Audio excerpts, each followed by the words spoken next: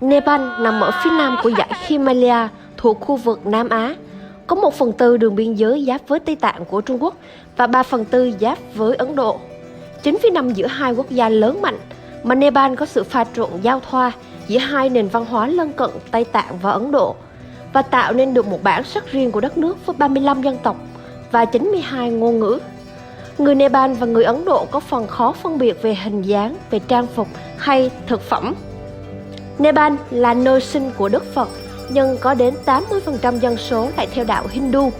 Đây cũng chính là quê hương của thần Shiva, với ngôi đền Pashupatinath nằm ở thủ đô Kathmandu của Nepal. Đây là nơi người Hindu khắp nơi trên thế giới về hành hương mỗi năm.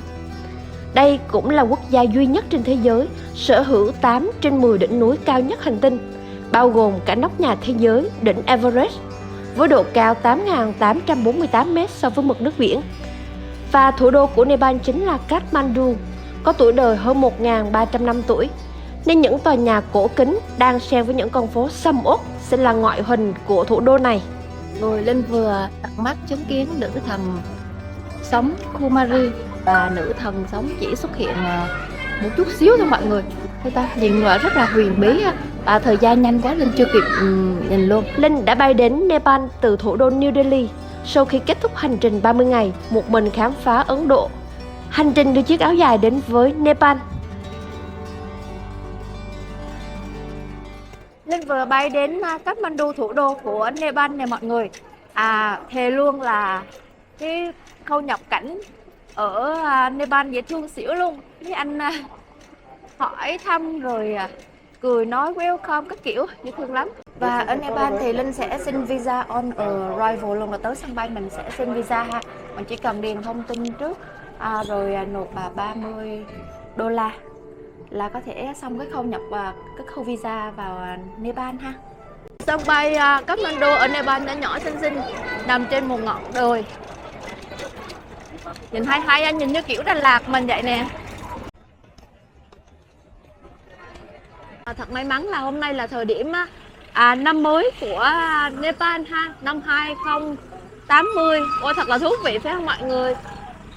Thật là có duyên khi được đến Nepal đúng cái dịp năm mới. Linh đang ở khu Thamel, là cái khu trung tâm, khu du lịch của Kathmandu.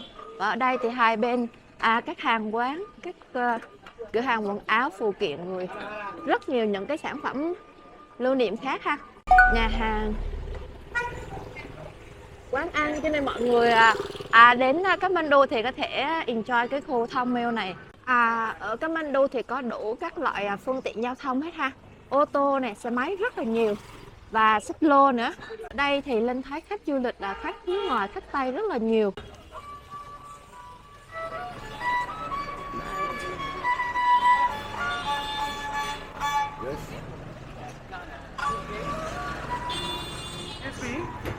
Bầu không khí ở Kathmandu thì Linh thấy là rất ô nhiễm luôn trong cái tình trạng là có một cái màn sương bao phủ. Cái tình trạng này thì Linh đã từng gặp ở Hà Nội, vì ở đây đông dân cư, rồi xe cộ phương tiện quá đông cho nên là rất ô nhiễm. Ê mọi người ở Ấn Độ, nhưng mà Linh gặp ở Nepal, đây xin chụp hình. Mọi người dễ thương lắm luôn. Thank you.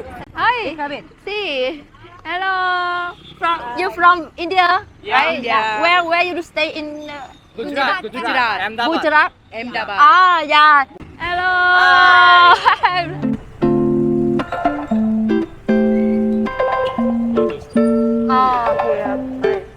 Linh đang ở Buddha Stupa, bảo tháp Buddha ha. Và đây là một trong những di sản được UNESCO công nhận. Và cái kiến trúc của bảo tháp rất đặc biệt luôn. Một bảo tháp hình mái vòm ha, lớn nhất ở Nepal cũng như là thế giới nha mọi người. Đây, mái vòm hình tròn bên dưới được sơn vôi trắng, và bảo tháp được mạ vàng cùng với đôi mắt của Phật ha. Rất là độc đáo, rất là to luôn. Và xung quanh là những cái này gọi là chuông hả ta? Mọi người sẽ đi vòng quanh bảo tháp và sẽ xoay cái chuông này. Và Linh thấy rất nhiều những vị khách đến đây đều cầm trên tay một cái chuỗi hạt, vừa đi vừa đọc kinh vừa xoay cái vòng hà. Và xung quanh khu bảo tháp là những cái gian hàng lưu niệm. Đây quần áo, phụ kiện và những cái sản phẩm liên quan đến Phật ha. Khắp nơi trong ngôi chùa là những bậc thầy với những bộ trang phục màu đỏ truyền thống của khu vực Tây Tạng ha, và trên tay đều có những chuỗi vòng hà. Và mình sẽ vào bên trong. Đây, phía trước này có một cái gian thờ. Và các thầy đang cúng ở trong. Bây giờ mình sẽ vào bên trong của bảo tháp để cùng chiêm ngưỡng cái vẻ đẹp của bảo tháp và Buddha nha.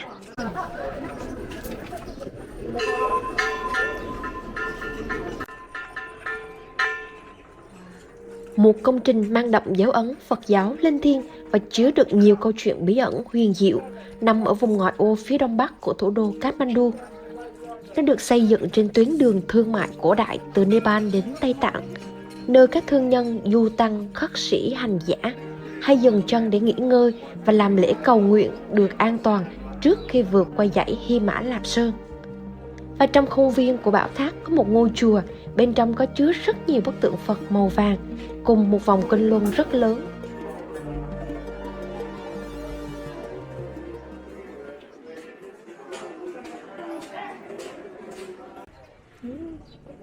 Có một cái tháp chuông rất lớn, mình sẽ xoay theo cái vòng quay của này ha. Bên này đi vòng quanh bảo tháp thì sẽ có rất nhiều những điều thú vị cho mọi người ha. Ví dụ ở đây có một bãi cho chim bồ câu luôn, rất là đẹp, khung cảnh rất là nên thơ và yên bình ha, kiểu như đất lành chim đậu, và mọi người đang cho chim bồ câu ăn.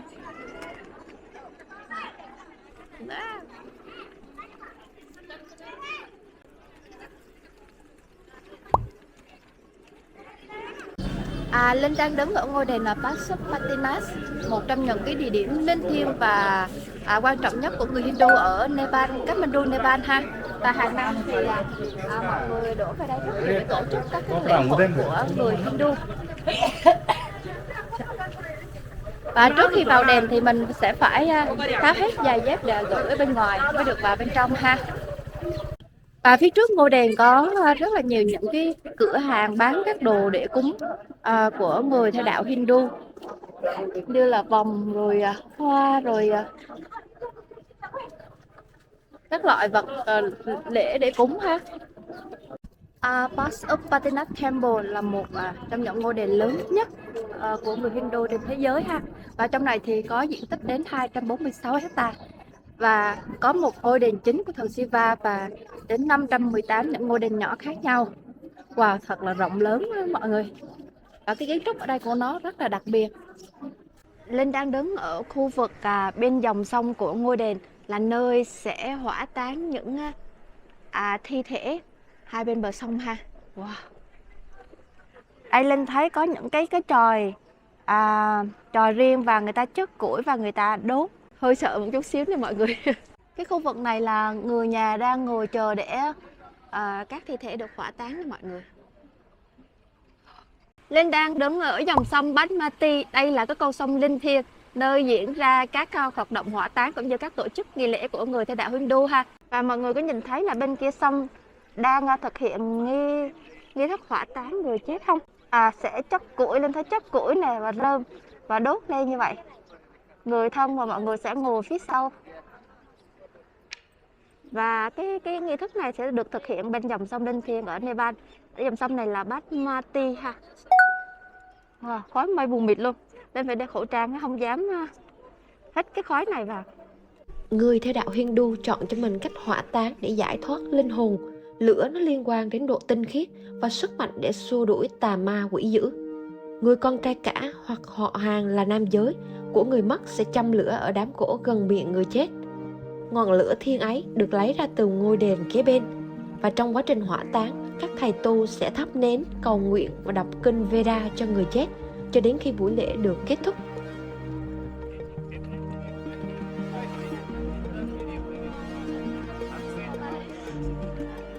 Và ở đây có rất nhiều những sách hút, Linh không biết là đọc đúng chính xác hay không.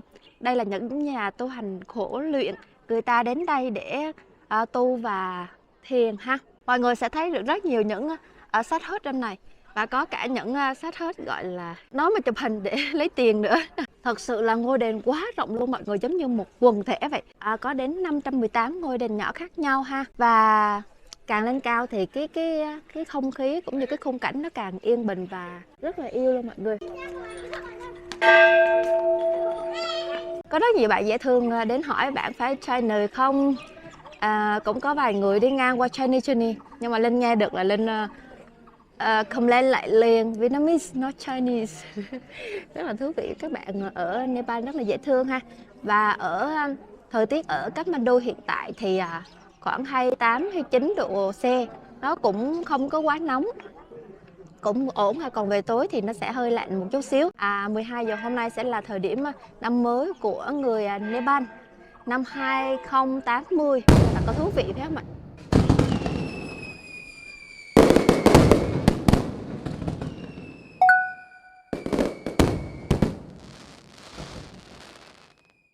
Vậy là chúng ta đã dạo xong một vòng quanh ngôi đền lớn nhất ở Nepal và thế giới nè mọi người. Ngôi đền của người Hindu ha. Và Linh đang đứng cái mặt này, không biết là chắc mặt bên của ngôi đền. Có rất nhiều những ngôi đền khác xung quanh ngôi đền lớn này. Và cái khung cảnh ở đây, Linh có cảm giác giống như đang ở miền Bắc của Việt Nam mình vậy.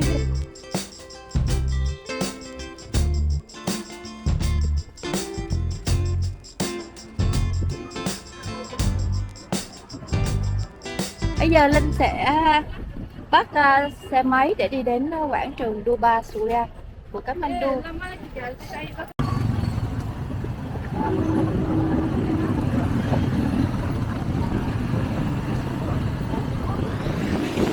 Linh đang ở Kathmandu Duba Square, một trong những quảng trường nằm trước cung điện hoàng gia ha. Và cái kiến trúc của những cái tòa building ở trong quảng trường rất là độc đáo luôn, rất là đặc trưng.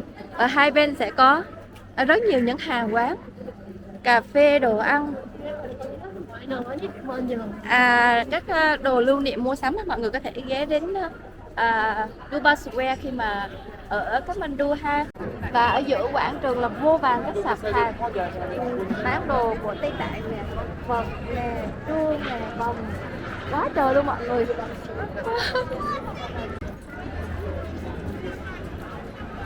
Đây.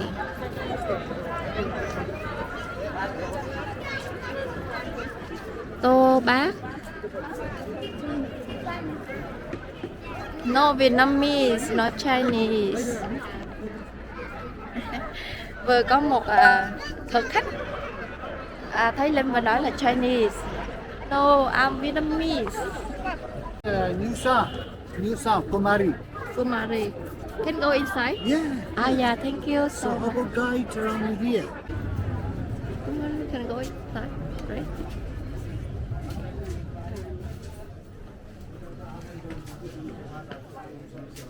Kumari là một nữ thần sống từ 2 đến 4 tuổi, được cho là hóa thân sống của nữ thần Durga hay Teleju Bhargavini.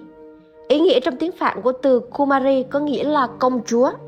Và truyền thống Kumari này bắt đầu từ năm 877 theo lịch Newari, tức là năm 1757 sau công nguyên. Vị vua cuối cùng của triều đại Malla đã từng gặp nữ thần Teleju, nhưng không ai được phép biết về điều này. Một đêm nọ thì hoàng hậu đã bí mật đi theo chồng, và nữ thần đã biết được điều này nên đã lẫn trốn và thề sẽ không bao giờ gặp lại nhà vua nữa. Nhà vua đã cầu xin cô quay trở lại vì Nepal đang trên đà thống nhất và người dân cần sự bảo vệ của nữ thần. Cô đã bảo vệ vua hãy tìm một cô gái thuần khiết từ gia tộc Sakya, đẳng cấp cao nhất của Newari, và hiện thân thành nữ thần sống trong cơ thể của cô bé. Phong tục này đã bắt đầu phát triển từ đây. Wow, mọi người, Linh vừa được chứng kiến, tận mắt chứng kiến nữ thần sống Kumari ở quảng trường Duba Square. Và mình không được phép quay phim hay chụp hình, và nữ thần sống chỉ xuất hiện một chút xíu thôi mọi người. Thấy ta nhìn rất là huyền bí, thời gian nhanh quá Linh chưa kịp nhìn luôn từ trên mảng cửa sổ này. Kumariga, hay còn gọi là đền Taleju, là đền thờ của nữ thần sống ở Kathmandu, là một ví dụ về kiến trúc tráng lệ của Nepal với những bức chạm khắc gỗ tinh xảo về các vị thần và nhiều biểu tượng khác nhau. Người ta nói rằng việc nhìn thấy nữ thần sẽ mang lại sự may mắn và thành công. Vì vậy mà phần lớn người dân, kể cả người Nepal cũng như người nước ngoài, đều đợi ở sân của Kumariga để có thể nhìn thoáng qua được Kumari qua cửa sổ này. Wow, quả thật là quá kỳ thú và bí hiểm mà mọi người. Nữ thần sống Kumari sẽ ở trong cái tòa nhà này suốt cái quãng thời gian mà làm Kumari ha. Và có rất là nhiều quy định nghiêm ngặt. Nữ thần sẽ được học tập cũng như là được giáo dục riêng. Và tất cả những cái cử chỉ hoặc là những cái biểu hiện của Kumari đều là những cái điềm báo. Và để trở thành Kumari thì cái điều kiện rất nghiêm ngặt, không phải đơn giản đâu. Và